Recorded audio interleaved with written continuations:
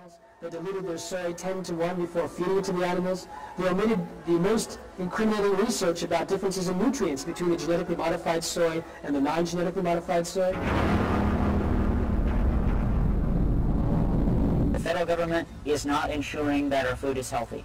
The state government is not ensuring that our food is healthy. There is not an effective regulatory mechanism in place. The FDA does not require even to be notified by a biotech company if they're going to introduce a genetically modified crop. Although most companies say that they participate in a voluntary consultation in which they meet with an FDA person to discuss safety. They can show the summary data, choose what data they want to show, and they receive a letter from the FDA saying that the biotech industry company believes its own foods are safe. One company was an exception, that's Calgene. Calgene created the Flavor Saver tomato, designed for longer shelf life, although it's off the shelf so it didn't work, and they introduced it as the first genetically modified crop. So they asked the FDA to actually look at the detailed studies of a feeding trial. They fed the tomato to some rats. Actually, they force-fed the tomato because the rats refused to eat it. Several developed stomach lesions. And if you read the actual documents from the FDA scientists, they said there are outstanding questions about safety related to these stomach lesions that have not been answered. And yet the FDA approved the Flavor Saver tomato. It also turns out that 7 out of 40 rats died within 2 weeks after eating the genetically modified tomato and were replaced in the study without explanation.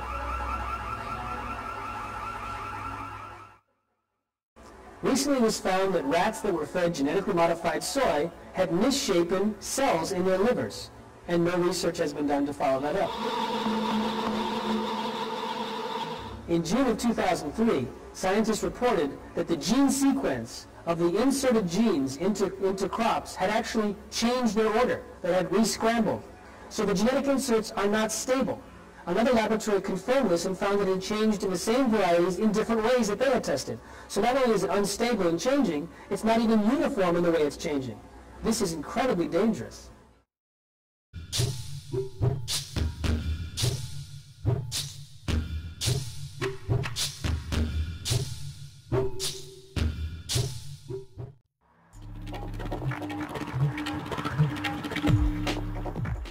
The new administration is pushing draconian farm controls through Congress as fast as possible and has coordinated the bill so there will be no debate.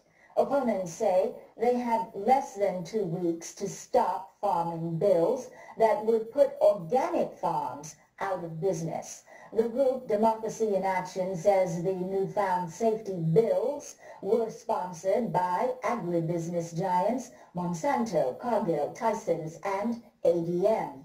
Under the bills, the Department of Agriculture would be able to order organic farmers what to feed their animals, how to medically treat them, and what toxic sprays to use. There would also be penalties beyond the ability of most small farmers to pay. Buried in the bills are regulations that criminalize all aspects of organic farming by listing them as sources of seed contamination. The bills would industrialize farms, force farmers to buy chemicals and drugs, and or face $500,000 in penalties. Crushed basil. Ooh, okay. That is a cabbage. And the list goes on. Carrots, tomatoes, cucumbers, and more, all filling 5 large planter boxes that fill the Bass family's front yard.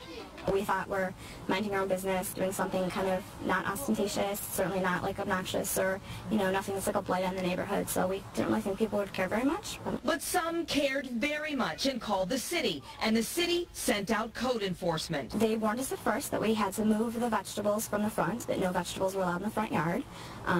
Then we didn't move the vegetables because we didn't think we were doing anything wrong. Even according to the city code, we didn't think we were doing anything wrong. So they ticketed us and charged me with a misdemeanor. Now Julie even has an upcoming jury trial. City code says all unpaved portions of the site shall be planted with grass or ground cover or shrubbery or other suitable live plant material. Tomatoes, peppers, and cucumbers are what the Basses see as suitable. If you look in Webster's dictionary, suitable means common. And you can look all throughout the city and you'll never find another vegetable garden that consumes the entire front yard. Kevin Rakalski spoke to Julie in April when she first called to see if it would be okay. And since then, it's been a growing concern.